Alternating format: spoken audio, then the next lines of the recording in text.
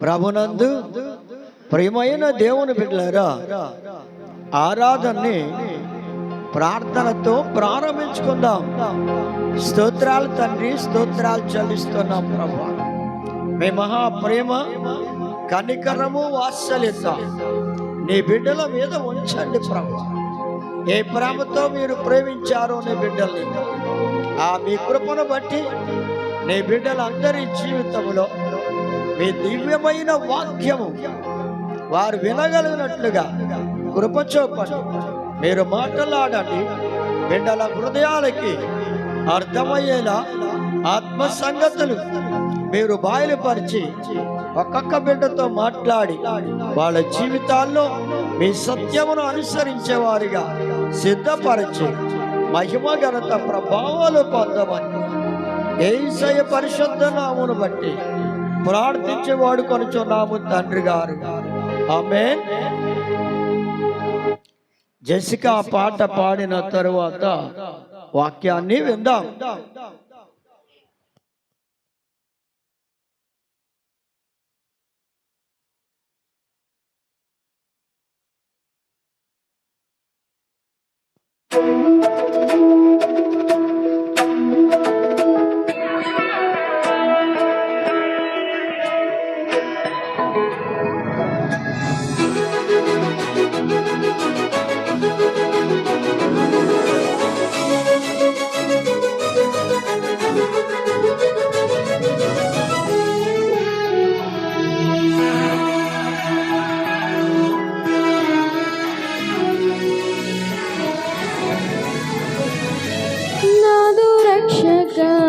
నీ మనసే ఉత్తమం, దినదినము నీతోనే వసింతును. నాదు రక్షక నీ మనసే ఉత్తమం, దినదినము నీతోనే వసింతును. నేనేది పలికినను, ఏమి చేసినను, నేనేది పలికినను, ఏమి చేసినను, నీ ప్రేమనే కనపరతును. నీ శక్తిని కొనియాడేదన్. నాదు రక్షక నీ మనసే ఉత్తమం, దినదినము నీతోనే వసింతును. నాదు రక్షక నీ మనసే ఉత్తమం, దినదినము నీతోనే వసింతును.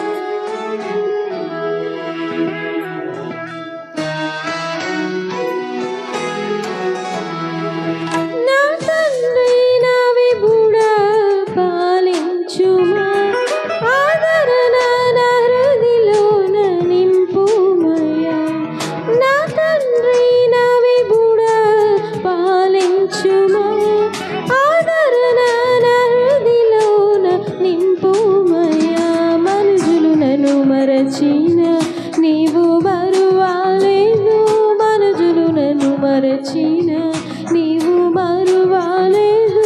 నాకు జయము జయము నీ ప్రేమతోనే, నాకు జయము జయము నీ ప్రేమతోనే. నాదు రక్షక నీ మనసే ఉత్తమం, దిన దినము నీతోనే వసింతును. నాదు రక్షక నీ మనసే ఉత్తమం, దిన దినము నీతోనే వసింతును. నేనేది పలికినను ఏమి చేసినను, నేనేది పలికినను ఏమి చేసినను నీ ప్రేమనే కనపరతును. నీ శక్తిని కొనియాడెదను. నాదు రక్షక నీ మనసే ఉత్తమం, దిన దినము నీతోనే వసింతును. నాదు రక్షక నీ మనసే ఉత్తమం, దిన దినము నీతోనే వసింతును. హల్లెలూయా. ప్రియమైన దేవుని బిడ్డలారా, వాక్య భాగాన్ని విందాం. అపోస్తల కార్యములు 17వ అధ్యాయం 34వ వచనం. అయితే కొందరు మనుష్యులు అతన్ని హత్తుకొని విశ్వసించారు. వారిలో అరేయోపాగీతుడైన దియోనూసియు దమరి అను ఒక స్త్రీయు వీరితో కూడా మరి కొందరును ఉండిరి. ప్రియమైన దేవుని బిడ్డలారా, ఇక్కడ అపోస్తలుడైన పౌలు భక్తుడు ఏథెన్స్ అనే పట్టణానికి వెళ్ళినప్పుడు, గ్రీసు దేశములో ఉన్న ఏథెన్స్ అనే పట్టణానికి వెళ్ళినప్పుడు ఆయన బోధిస్తూ ఉన్న దేవుని వాక్యమును హత్తుకున్నారు కొంతమంది. వారికి దేవుడంటే తెలియదు. అలాంటి వ్యక్తులు, దేవుడంటే ఎరగని ఆ ప్రజల మధ్య అపోస్తలుడైన పౌలు భక్తుడు యేసు ప్రభువును గూర్చి దేవుని వాక్యాన్ని వారికి అందించినప్పుడు వారిలో కొంతమంది దేవుని వాక్యమును హత్తుకున్నారు. అందులో దమరి అనే ఒక స్త్రీయు ఉండెను. దమరి అనే ఆ మాటకు అర్థం ఏమిటంటే, ప్రియమైన దేవుని బిడ్డలారా, కాఫ్ అని లేకపోతే హీఫర్ అని అర్థం. అంటే పెయ్యి దూడలు ఉంటాయి కదా, అలాంటి పెయ్య అని అర్థం. అంటే ప్రియమైన దేవుని బిడ్డలారా, దమరి అనే పేరుకు ఈ అర్థం ఉంటే నిజంగా ఆ పేరుకు తగినట్లుగా ఆమె కూడా చాలా చురుకైన బిడ్డగా, తాను దేవుణ్ణి ఎరుగకపోయినా ఆమె దేవుని వాక్యమును వినగా వాక్యమును హత్తుకుంది. ఎంత చురుకైన బిడ్డగా తన జీవితములో దేవుని వాక్యమును హత్తుకున్నదండి. అసలు వాక్యమును విని దానిని హత్తుకోవడం అంటే చిన్న సంగతి కాదు. కానీ ఈ స్త్రీ వాక్యమును విన్నది, వాక్యమును హృదయములో హత్తుకున్నది. ప్రియమైన దేవుని బిడ్డలారా, అందుకే దేవుని వాక్యములో 119వ కీర్తనలు 31వ వచనంలో చూస్తే, దేవుని శాసనములను ఆయన వాక్యములను హత్తుకోవాలి అన్నాడు. దేవుని భక్తుడు హత్తుకున్నాడు. దావీదు మహారాజు దేవుని వాక్యములను, ఆయన శాసనములను, ఆయన వాక్యమును హత్తుకున్నాడు. ప్రియమైన దేవుని బిడ్డలారా, ఇక్కడ దమరి అనే ఆ స్త్రీ కూడా దేవుడంటే ఎరగని బిడ్డ. దేవుని వాక్యము ఆ బిడ్డ మీద పనిచేసినప్పుడు ఆ వాక్యమునకు స్పందించింది. ఏమీ తెలియకపోయినా సరే ఆ వాక్యం యొక్క ప్రభావము ఆమె మీద పనిచేస్తూ ఉన్నప్పుడు ఆ వాక్యమును హృదయములోనికి తీసుకొని హృదయములో హత్తుకుంది. వాక్యాన్ని హత్తుకోవాలి. ప్రియమైన దేవుని బిడ్డలారా, వాక్యాన్ని వినడం తేలిక, దానిని హత్తుకోవడం చాలా కష్టముతో కూడిన పని. హత్తుకున్నారు అంటే ఆ వాక్యమును నీ హృదయములో నుండి, నీ జీవితములో నుండి ఎవ్వరు వేరు చేయలేరు. అనగా హత్తుకుపోవడం. హత్తుకుపోవడమే ఇక ఎట్టి పరిస్థితుల్లో అది నీ నుండి దూరం కాదు. ఇలాంటి గొప్ప అనుభవము ఈ బిడ్డకు కలిగింది అంటే ఆమె ఎంత చురుకైన జీవితం కలిగి ఉన్నదో, దేవుడంటే, దేవుని కార్యాలంటే అర్థం చేసుకోగలిగిన పరిస్థితికి వచ్చింది. ఏం తెలియకపోయినా అర్థం చేసుకుంటాను. అన్నీ తెలిసి ఉండి కూడా నీవు అర్థం చేసుకోలేకపోతున్నావు సోదరుడా, సోదరి. రక్షింపబడి కూడా ఏమీ తెలియని వ్యక్తి వలె ఉండిపోతున్నావు. ఎరిగి ఉండి ఆయనను ఎరగమన్నట్టుగా జీవిస్తూ ఉన్నావేమో సోదరి, సోదరుడా. చాలా జాగ్రత్తగా ఆలోచించండి. ఎందుకంటే దేవుని వాక్యాన్ని హృదయములో హత్తుకుంది. చూడండి, హత్తుకుందంటే విడదీయలేని అంతటి బంధము ఆ బిడ్డ జీవితములు ఏర్పడిందంటే గొప్ప స్పందన ఆ బిడ్డలు కలిగింది. ఆ వాక్యము ఆమె హృదయాన్ని హత్తుకుపోయింది. ఆమె వాక్యాన్ని హత్తుకుంది. హత్తుకున్న కారణంగా ఆమె జీవితంలో, ప్రియమైన దేవుని బిడ్డలారా, ఒక గొప్ప మార్పు అనేది ఏర్పడుతుంది. గొప్ప మార్పు కలుగుతుంది. ఆ బిడ్డ జీవితంలో ఒక మార్పు అనేది కలుగుతుంది. ప్రియమైన దేవుని బిడ్డలారా, వాక్యమును విన్న బిడ్డల జీవితంలో మార్పు రావాలి. మనస్సు మారాలి, హృదయము మారాలి, మారు మనస్సు పొందాలి.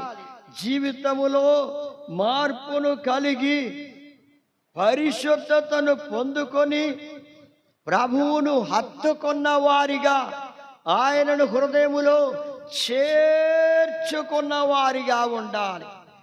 ఈ పని దమరి అనే స్త్రీలో కనబడుతుంది.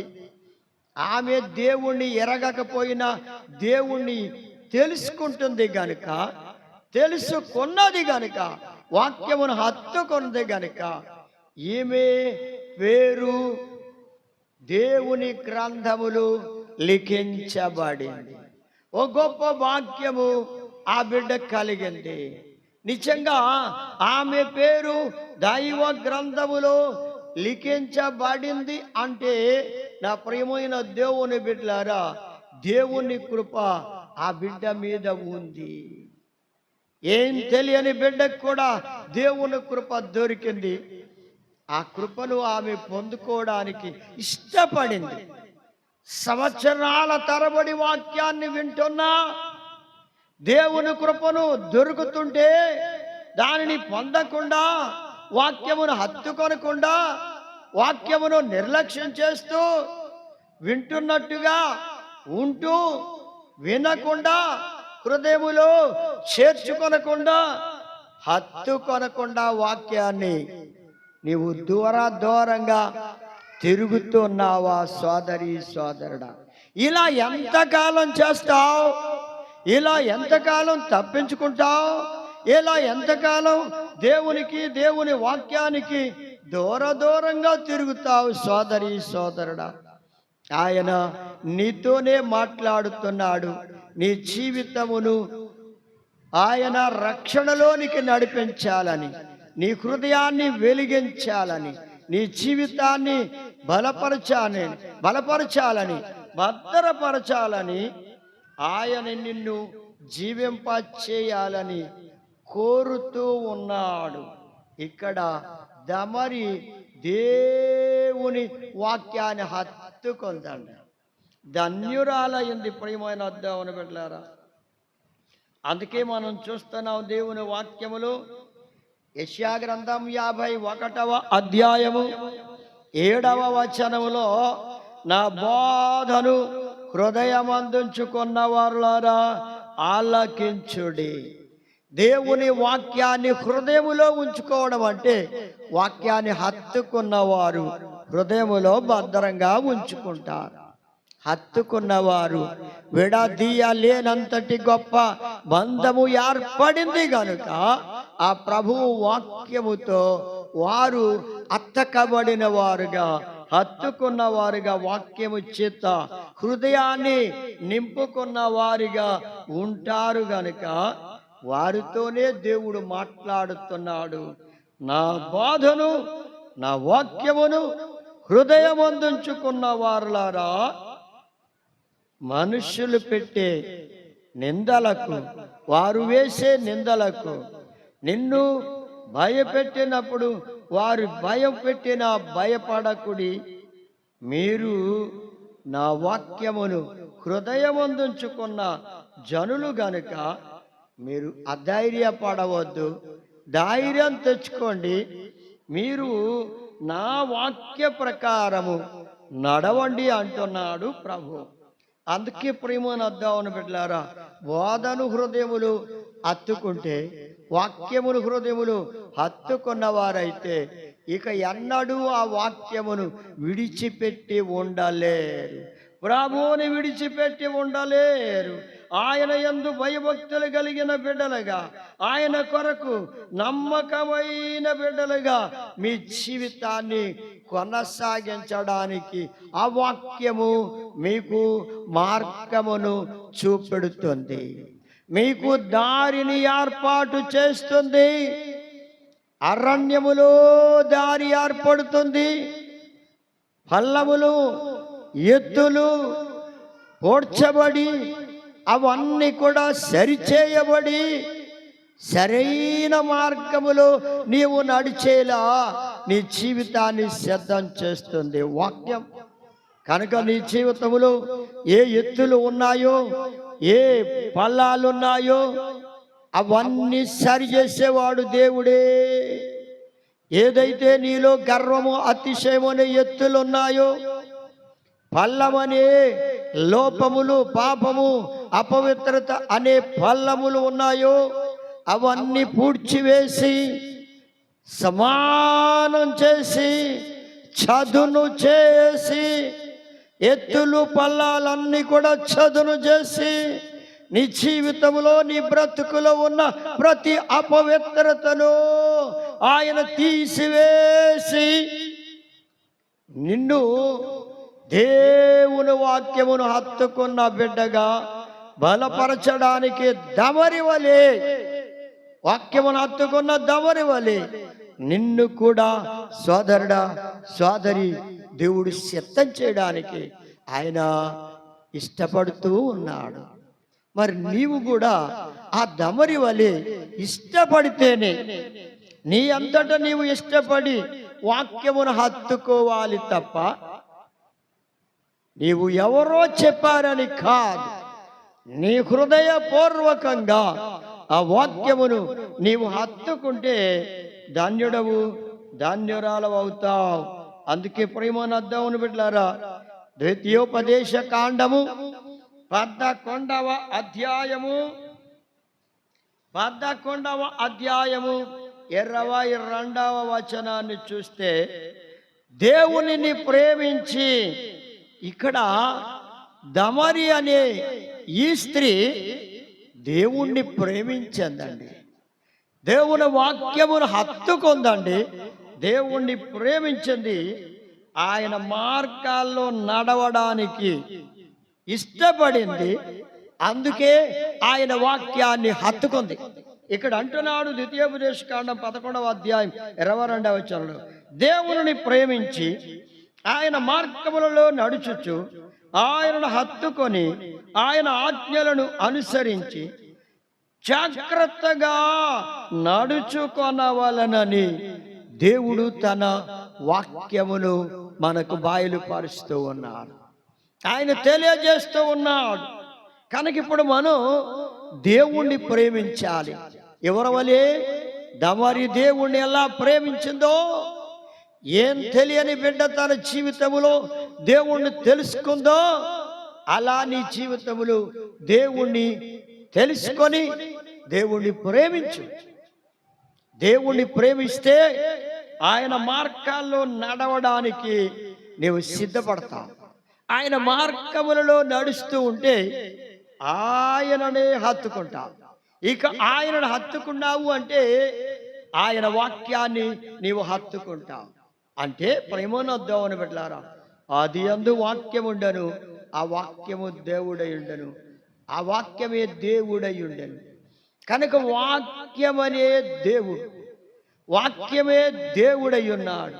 ఆ దేవుణ్ణి, ఆ వాక్యమును నీవు హత్తుకుంటే నిజముగా నీ జీవితము ధన్యమవుతుంది. ప్రేమనొద్దామని పెట్టారా, అలా హత్తుకుందండి దమరి. తన జీవితంలో ఒక గొప్ప సంగతిని ఆమె తెలుసుకోగలిగింది. ఆమెకు అది వరకు అన్నాడు తెలియని సంగతిది. ఎవరు ఆమెకు చెప్పలేదు, ఆమె గ్రహించలేదు, తెలియదు. ఇలాంటి గొప్ప సంగతి, కొత్త సంగతి అసలే ఏదెన్సు ప్రజలే కొత్త సంగతులు అంటే వాళ్ళు ఎంతో ఇష్టపడతారంట. కొత్త సంగతులు తెలుసుకోవాలి అనే ఆశ, జిజ్ఞాస ఆ పట్టణస్థులకు ఉంది. ఏదెన్సు పట్టణస్థులకి కొత్త సంగతి ఏదైనా ఎవరైనా చెప్తే వినడానికి చెవులు ఎంతగానో ఇస్తారు.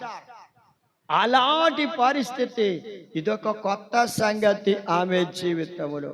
దేవుని వాక్యము యేసు ప్రభును గూర్చి బోధించబడిన దేవుని వాక్యము ఆ బిడ్డ జీవితములో కొత్త సంగతి, ఒక కొత్త సంగతి ఆమె తెలుసుకున్నది. నా ప్రియ సోదరి సోదరుడా, నీ జీవితంలో కూడా దేవుని వాక్యం అనే ఆ కొత్త సంగతిని నీవు గనక ఎరిగి ఉంటే, తెలుసుకుంటే, నీవు కూడా వాక్యాన్ని హత్తుకుంటావు, దమరి వలె హత్తుకుంటావు. కనుక ఈ ధన్యత నీకు కావాలంటే వాక్యాన్ని హత్తుకో సోదరి సోదరుడా. ఆయన హత్తుకుంటే ఆయన వాక్యాన్ని హత్తుకున్నట్లే.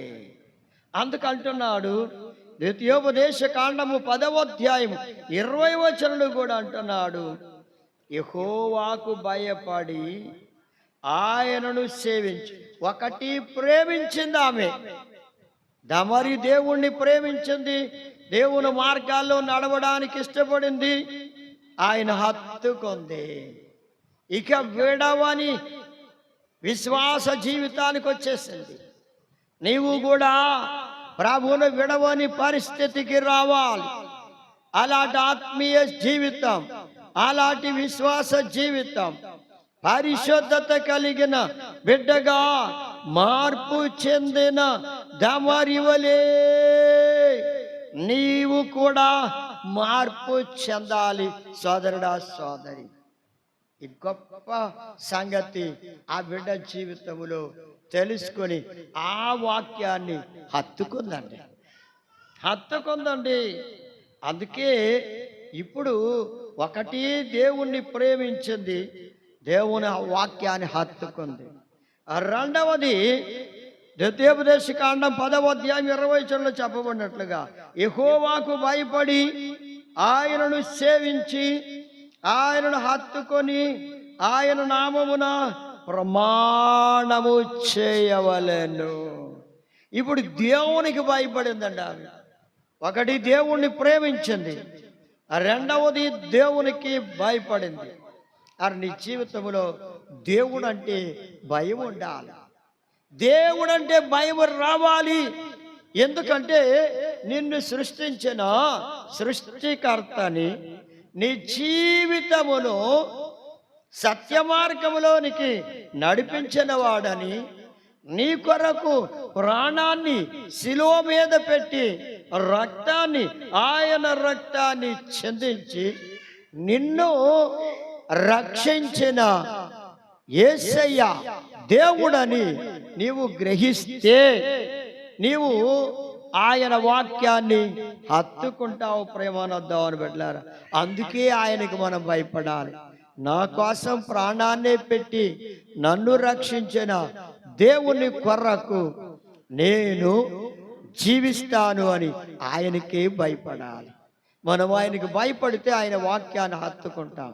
భయము లేని వారు దేవుని వాక్యాన్ని హత్తుకోలేరు. భయము నీలో లేనప్పుడు, దేవుడు అంటే భయము లేనప్పుడు ఆ వాక్యాన్ని హత్తుకోలేవు. సోదరి సోదరుడా, దమరిలో దైవ భయం వచ్చింది. దైవ భయం కావాలి. మనుషులకు భయపడడం కాదు, దేవునికి భయపడాలి. దైవ భయము కలిగిన ఆ బిడ్డ ఆ దైవ భయాన్ని బట్టి వాక్యాన్ని హత్తుకోగలిగిన. మీరు కూడా దేవుడంటే భయాన్ని కలిగి ఉండాలి.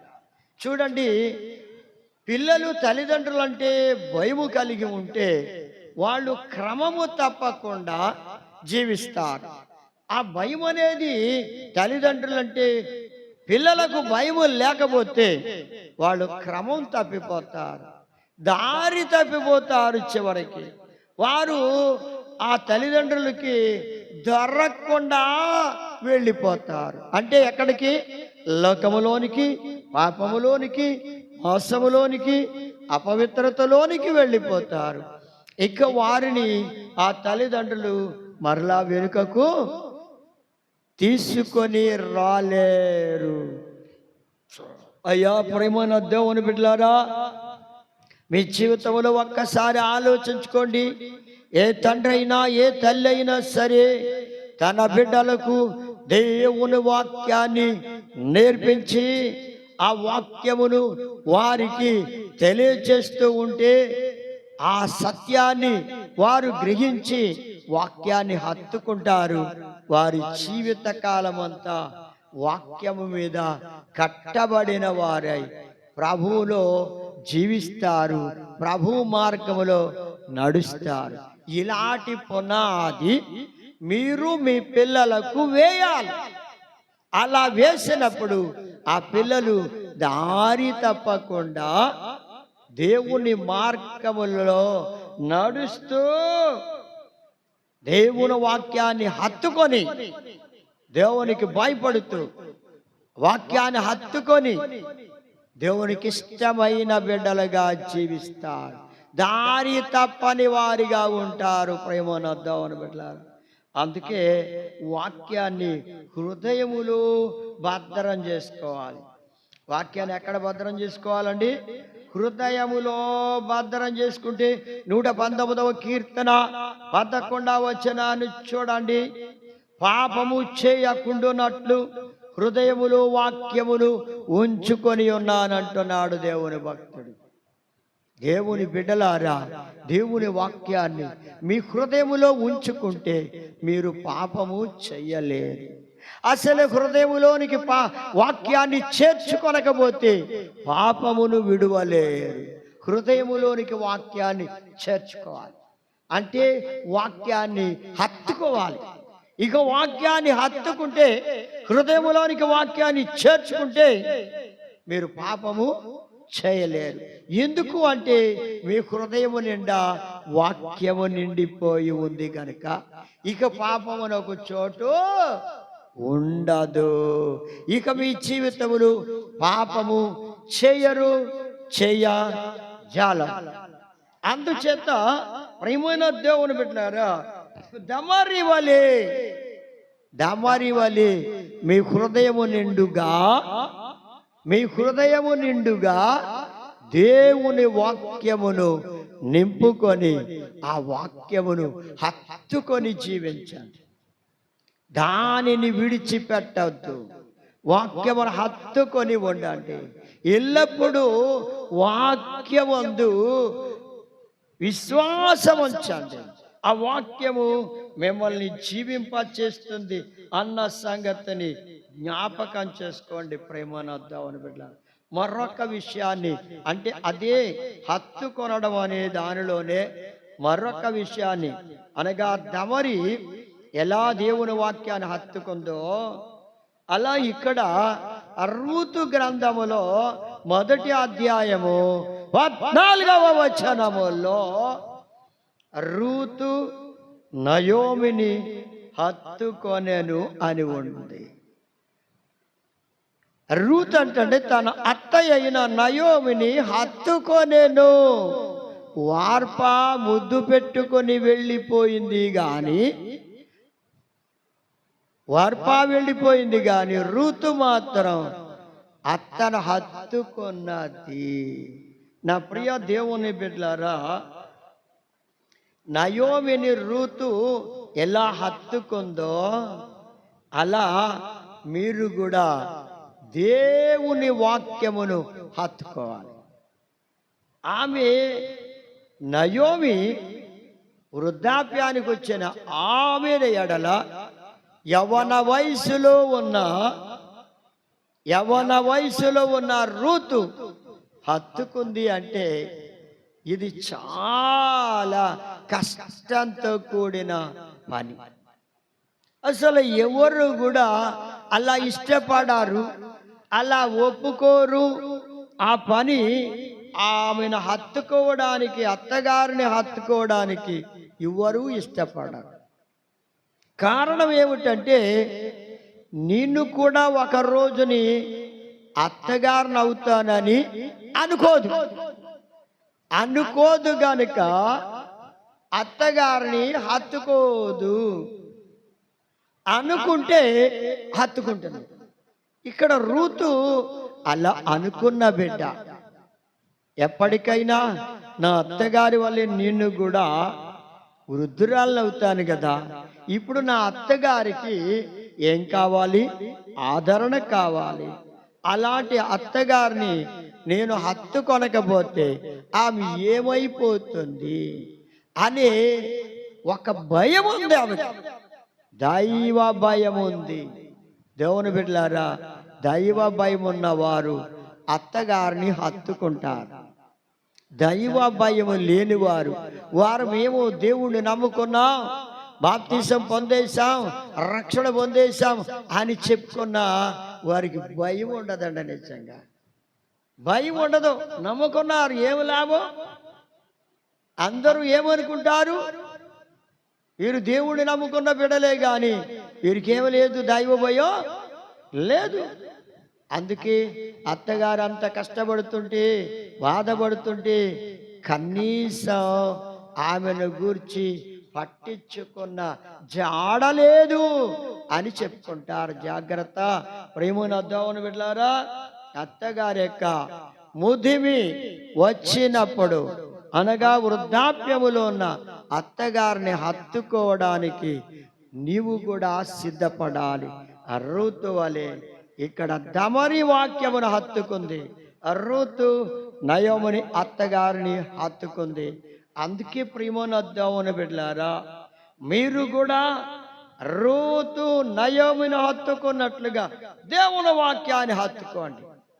అప్పుడు మీ జీవితంలో, మీ కుటుంబములో నెమ్మది, శాంతి, సమాధానము కలుగుతుంది. ఈ గొప్ప భాగ్యం మీకు ఉండాలి అంటే మీరు దేవుని వాక్యాన్ని హత్తుకోండి. ప్రియమైన దేవుని బిడ్డలారా, అలా ఇక రెండవ అంశం ఏమిటి అంటే,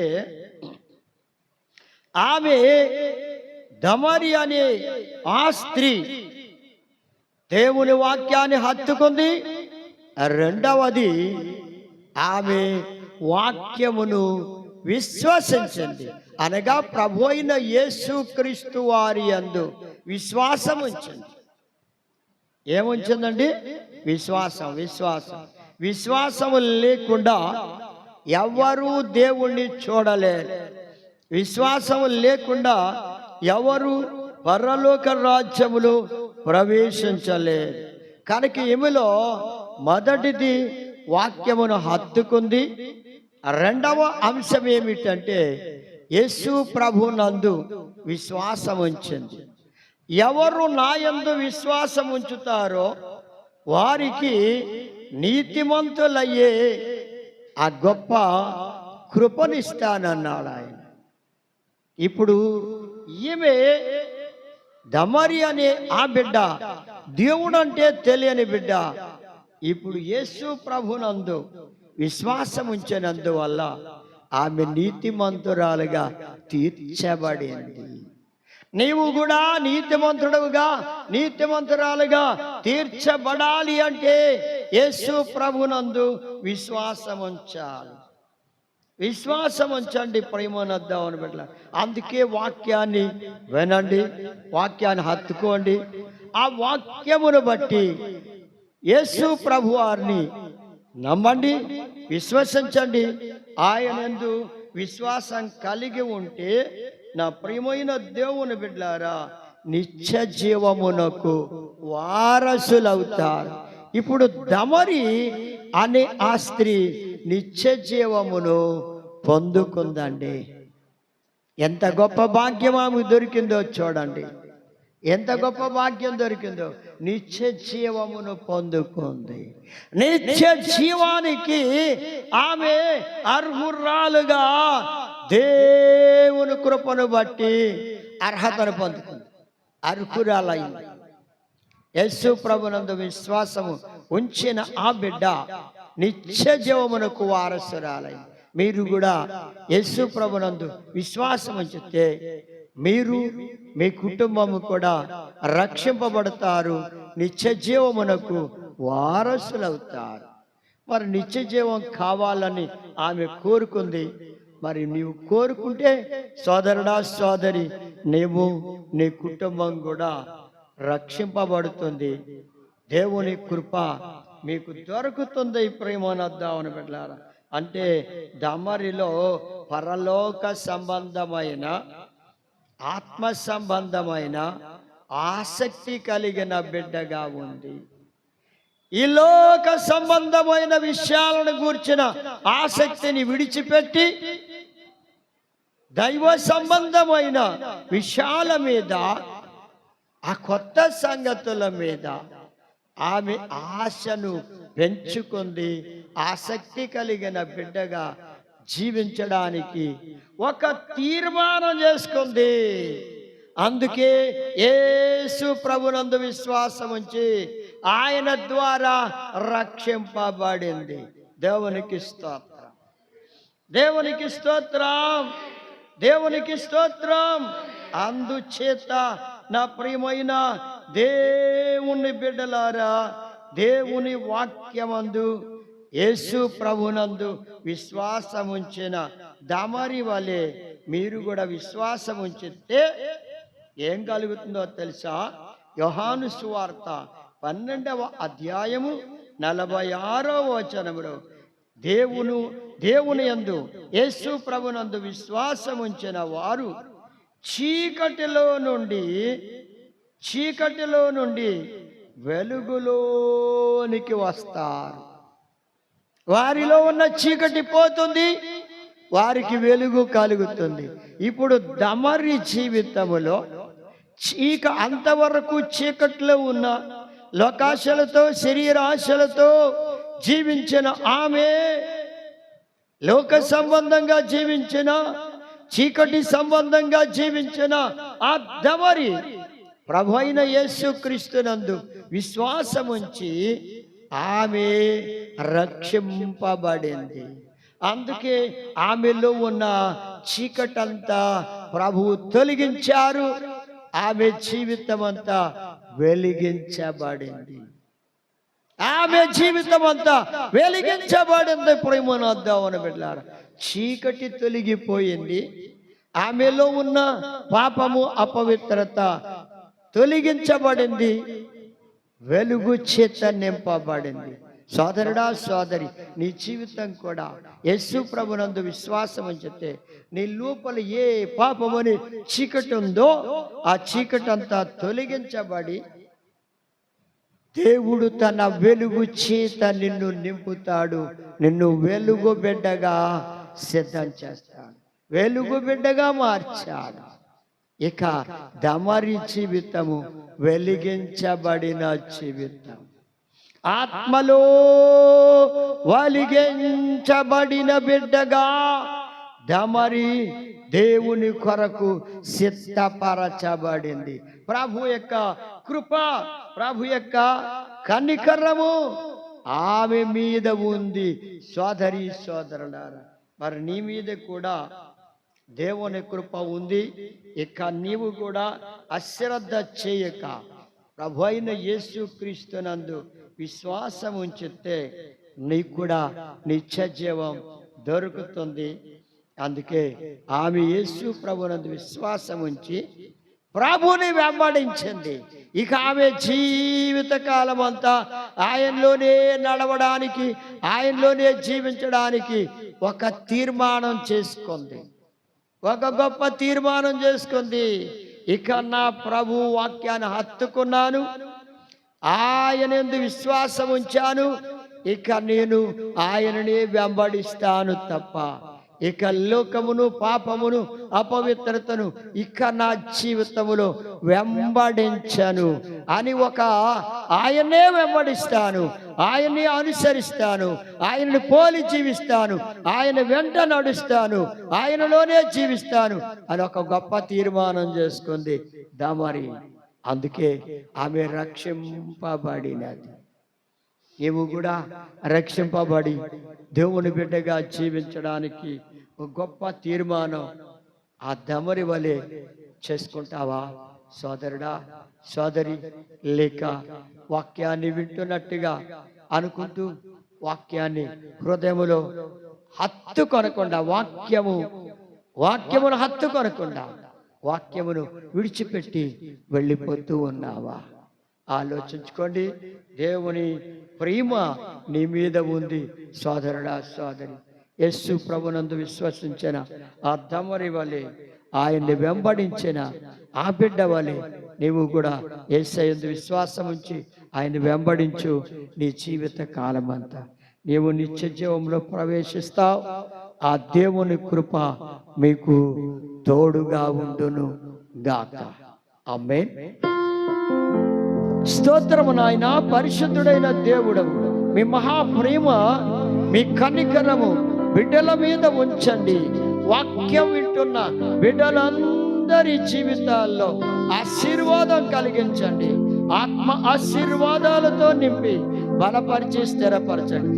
దమరి తన జీవితములో ఒక గొప్ప సంగతిని తెలుసుకొని మీ వాక్యమును హత్తుకొని, అయ్యా మీ యందు యేసయ్య మీ యందు విశ్వాసం ఉంచి మేము తన జీవిత కాలం అంతా వెంబడించడానికి తీర్మానం చేసుకున్నట్లుగా నీ బిడ్డలందరూ కూడా వాక్యం విని మిమ్మల్ని హత్తుకొని, మీ వాక్యమును హత్తుకొని మీ యందు విశ్వాసం ఉంచి మీలో నాయన జీవించున్నట్లుగా, నడుచుకున్నట్లుగా మిమ్మల్ని వెంబడించే బిడ్డలుగా సిద్ధం చేసి మహిమ ఘనత ప్రభావాలు పొందండి నాయన. వాక్య బిడ్డలను ఫలింపచేసి మహిమ పొందమని యేసయ్య పరిశుద్ధ నామమును బట్టి ప్రార్థించి వాడుకొనుచున్నాము తండ్రి.